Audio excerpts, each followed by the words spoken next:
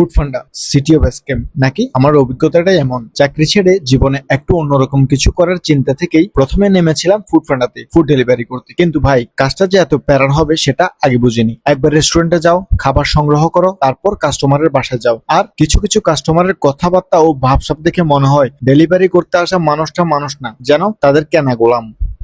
তখন মনের ভেতর বাপ্পারাজের সে বিখ্যাত ডায়লগ বাজতে থাকে, না এটা আমি বিশ্বাস করি না।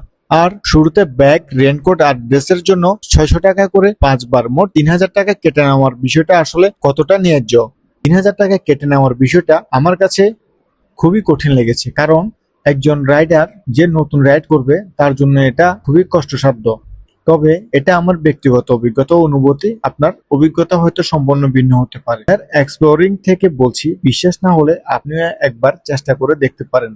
আমি এরপর পাঠাও রাইডে চলে আসি। এখানে কাজ করতে এসে একটা বিষয় নতুন করে উপলব্ধি করেছি, দেশের একটি স্থানীয় প্রযুক্তি প্ল্যাটফর্ম কিভাবে রাইডার, যাত্রী এবং কর্মসংস্থানের সঙ্গে সরাসরি যুক্ত হতে পারে।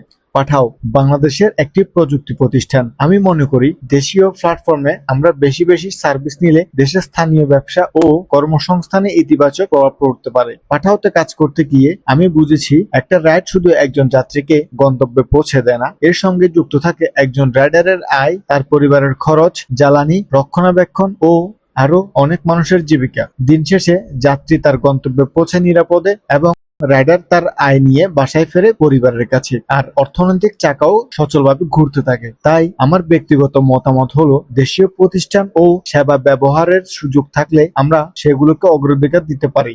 কারণ দেশকে ভালোবাসা শুধু কথা নয়, আমাদের প্রতিদিনের ছোট ছোট সিদ্ধান্ত তার প্রতিপালন থাকা উচিত। আমি কাউকে হেয় বা কোনো প্রতিষ্ঠানকে ছোট করার উদ্দেশ্যে এই ভিডিওটি তৈরি করিনি। আমি শুধু আমার দেশের এবং দশের উপকারের জন্য আমার ভিডিওটি তৈরি করেছি। এটা শুধু আমার নিজের অভিজ্ঞতা, পর্যবেক্ষণ এবং আমার ব্যক্তিগত মতামত। আপনার অভিজ্ঞতা কি? ফুড পান্ডা নাকি পাঠাও? আপনার কাছে কোনটা ভালো লাগে এবং কেন? কমেন্টে জানিয়ে দিন। ধন্যবাদ ভিডিওটি দেখার জন্য। এক্সপ্লোরিং লাইফ ওয়ান রাইড এট এ টাইম।